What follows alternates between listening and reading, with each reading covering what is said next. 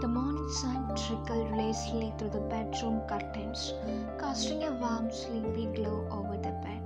You were half awake, your face buried in the pillow, still wrapped in the post-photo shoot exhaustion from the night before. Everything was still, peaceful, quiet until... wait, is she eating me? You cracked one eye open to see your husband completely frozen, arms straight at his sides like he was being held hostage,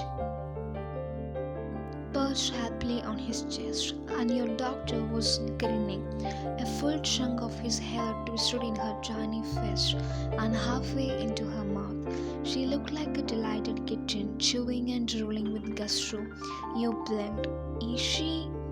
She's gnawing at my head, babe, he whispered dramatically. She thinks I'm breakfast. You muffle your laughter behind the sheet. Should I rescue you? I think it's too late, he said in a low, serious tone as she tugged another lock into her mouth. She is claiming I belong to her now. You finally sat up, reaching over to gently pry her hands loose from his hair. She winced a little and tried to lean forward again, determined. She is testing her teeth power on you. You giggled, picking her up and placing her on your lap. You were just convenient. Convenient? He gasped, running a hand through his now slightly sticky, slightly chewed on hair. She tried to ingest me.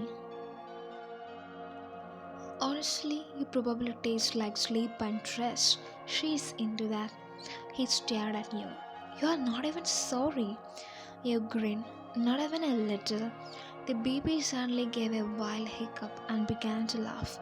It was a kind of sound that filled every corner of the room, sunshine wrapped in giggles. He leaned over, kissed the top of her fussy head, and whispered, "You are lucky you're cute, you tiny monster." Then he looked at you, voice softer, more tender now. "She gets it from you." You tilted your head, pretending to pout. "Gets what?" "The chaos, the charm, the chewing, apparently." You burst out of laughing and leaned in to kiss him right on the tip of his nose. And there, tangled in the blankets, hair tousled, laughter fresh, and love bubbling over Wine's tiny family, began another perfectly imperfect morning. "Get up, we have to go to the picnic." It was supposed to be a simple outing which we had planned beforehand. A peaceful brunch picnic with your best friend, her husband, and their adorable and ridiculously fast 1-year-old son, R. You dressed your baby girl in the most adorable pastel romper with bunny ears on the hood, clipped a tiny bow into her fluff of hair, and proudly handed her to your husband while you packed snacks.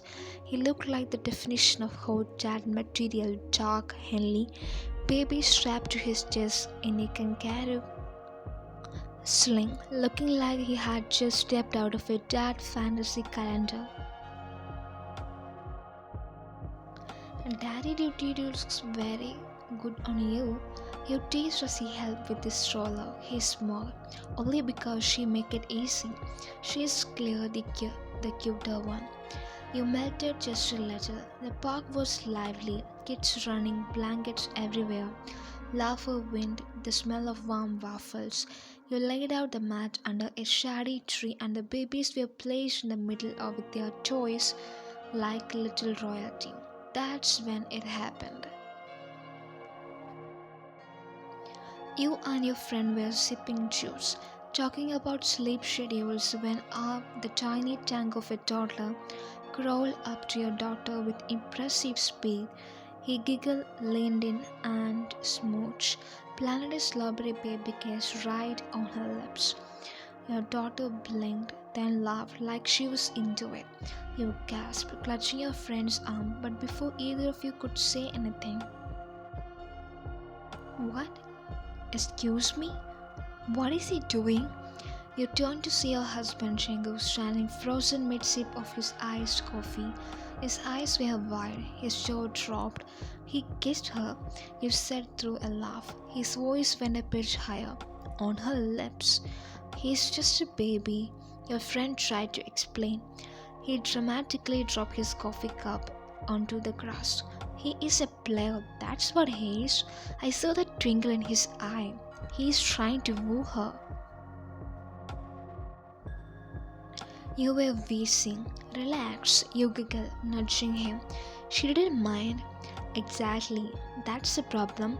He stormed over to the baby, scooped your daughter up like she was made of spun sugar, and gave her a protective snuggle. My sweet girl, don't worry, Daddy is here. No taller Casanova is stealing your heart on my watch. Your daughter gave him a happy squeal, snuggled her head into his chest, then yanked his nose. He didn't even flinch. I will take the nose pulling over baby heartbreak any day. Your friend was cracking up. You do realize this means he's going to be that dad, right? Oh, I know it from the moment he started googling baby kung fu classes. You laughed. He looked at you, feigning offense. I was trying to prepare. It's a cold world out there. You leaned in, placed a kiss on his cheek, and whispered, She's going to grow up knowing what real love looks like because of you. He blinked, then turned to you with a soft, melted gaze you know so well. She will learn that from us. You are her first home, and I'm just the extra pillows. You laughed and wrapped your arms around both of them, and for a second you all just stayed like that. He holding the baby a little tighter, her fingers tangled on his shirt, your nose against his neck. Your friend teased, Okay, that's enough heartwarming. Let's get back to the waffles before the babies eat the picnic basket. Django grinned. Fine, but someone better keep the Romeo Jr. away from my kid. From that day on, he referred to R as the threat. You were still laughing when Jungkook sat down with their daughter cradled securely in his lap, arms wrapped around her like a human shield. She had no clue what the fuss was about. All she cared about was chewing on her plush giraffe and occasionally poking his face like it was her personal fidget toy. She's got your sass, you teased, nudging his knee with yours, but the cheeks, totally mine. She nearly got her first kiss before she even started solids. He muttered dramatically, That boy had intentions. Did you see the confidence? You tilted your head. You mean like the confidence you had when you've tried to flirt with me in front of the vending machine at our office, wearing socks with donuts on them? That was a power move, and you know it. He shot back with a smirk. Oh yeah? Your challenge. And what would you have done if some baby boy kissed me on the cheek back then? He narrowed his eyes and deadpan, filed an extra complaint with his mother. You burst into laughter again, falling slightly against his shoulder as your daughter bubbled between you. Hey, he said softly, brushing a wisp of hair from your forehead. I'm kidding, right? Not about that boy though. You nodded, laughing. He looked down at the baby, now fighting a loose battle with the sleep, eyes drooping against his chest. I know we joke, but sometimes it hits me like a wave. She is really ours.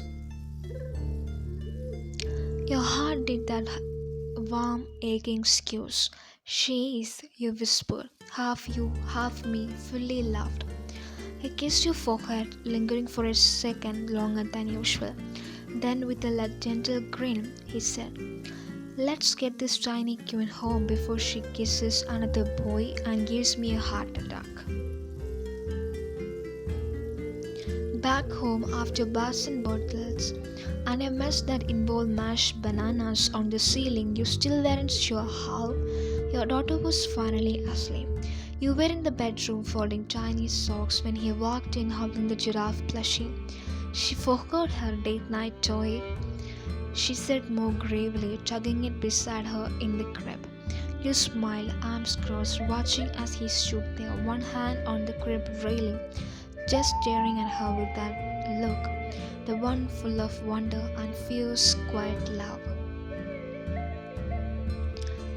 You walked over, sliding your arms again around his waist from behind and resting your chin on his shoulder. She is lucky, you whispered, to have a daddy who loves her like this. He leaned his head back slightly against yours. She is not the only one lucky, he murmured. I get to love the girl who made me a dad.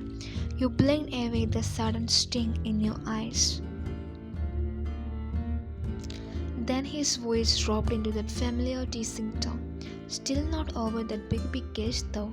Oh my god, let it go. Never. He's probably plotting their second date as we speak. You smack his chest lightly. You are insufferable. He grinned, eyes gleaming. You married me. And I would do it again, you whispered, brushing your lips to his. And then with the drama, especially with the drama.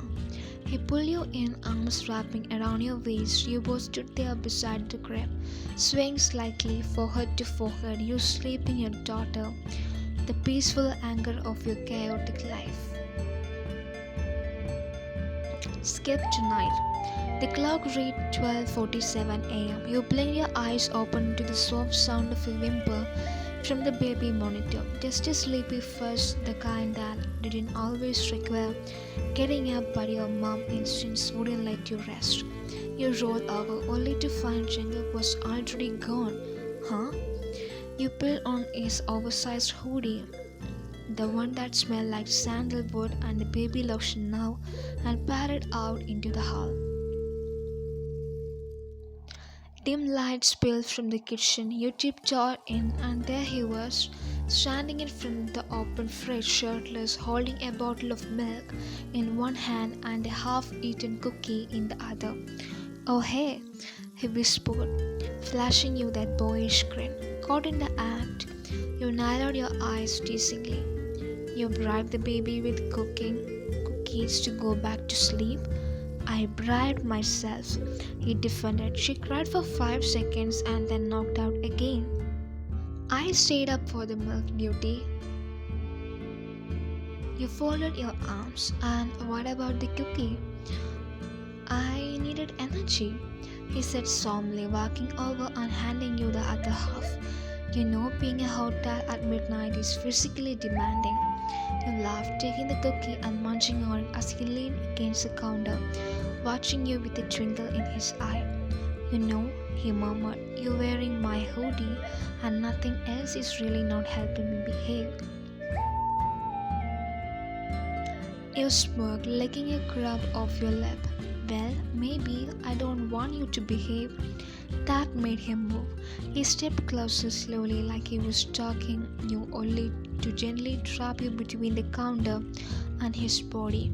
Your voice was soft, slow. You know what's better than cookies? You raised an eyebrow. What? He kissed your corner of the mouth. You. Another kiss. And the way you taste, you whispered. You are impossible to stop, aren't you? I'm tired, I'm starving, I have been peed on twice today. Let me have this. You giggled in his mouth as he kissed you again. This time deeper, slower, the fridge beeped behind him from being left open too long. I think the fridge is judging us, you whispered, lips still grazing his. He grinned. It's jealous. You were about to kiss him again when the baby monitor screeched live from the counter. You both froze, your eyes widened. He sighed like a man whose romantic dreams just got bulldozed by a tiny dictator in diapers. Well, that was fast, you muttered. I literally just fed her. He started, exasperated but already turning toward the hallway. You grabbed his arm. Wait, He turned, you stood on your toes and kissed him softly, lingering for just a beat longer than before. Go, get her, you said, smiling. I will warm the bottle again. He looked at you like you had just handed him the stars. And before disappearing down the hallway, he turned and went. Rain check on the naughty cookie rain. Only if you promise to wear those ridiculous donut socks again. His laughter echoed down from the hall, and as you turned back to the counter, cookie in hand, milk warming, heart full, you couldn't stop the silly grin on your face. It was nearly 2 a.m. when you both went to sleep. The house was finally silent, the kind of quiet that only comes after a long, full day of parenting. You lay in the bed, eyes closed, just beginning to drift when that tiny familiar whimper. You groaned softly, not from irritation, but that, oh no, my body is too tired to move, kind of exhaustion. Your daughter's awake again, you mumble without opening your eyes. He groaned back. She was literally out cold 10 minutes ago. You smiled sleepily. She probably sensed we are about to sleep, which obviously means time to party. He tossed the covers off, sighing dramatically. Don't worry, I caught it. Hero Dad reporting for duty. You peeked through one eye to watch him shuffle out of the room in boxers and a sleepy grin. A minute later, he returned, baby in his arms, cheeks puffed out with a pacifier, looking completely unbothered about the fact that she just robbed her parents of much needed sleep.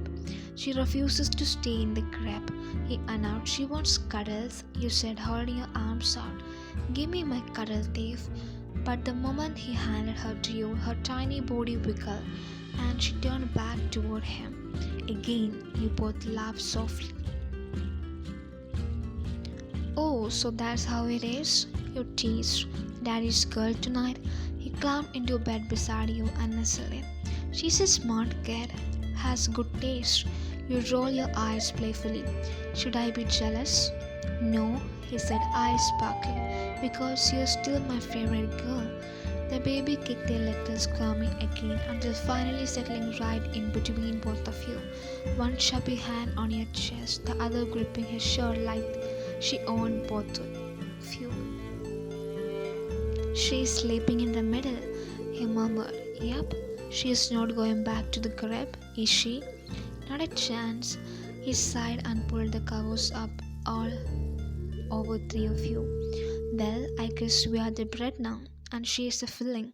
You burst into sleepy laugh. We are literally baby sandwich. He grinned, tucking his arm under his head and gazing at you across the small space her tiny body created. Best sandwich I have ever been part of. The baby suddenly kicked out, her little feet thumping against his stomach. Hey, aggressive feeling. You tried not to laugh too hard, afraid you would wake her up again. She sleeps like you, he whispered teasingly, violent but cute. You nudged him with your foot. You better hope I'm too tired to kick right now. He reached out to gently brush your hair from your face. Thank you, you blinked surprise. For what? For loving her the way you do, for all the feeds, the soft body, the sleepless night, the way you look at her and me. I don't say it enough. Your body and heart softened. And thank you, you whispered, for being the kind of dad I didn't ever know to dream of. The baby snuggled deeper between you two, and you both instinctively pulled her closer, like two hugs guarding the most precious thing in the world. No more words were needed, just soft breathing, quiet warmth, and the unspoken promise that no matter how messy or tired or chaotic life got, this little sandwich right here was everything for him and you.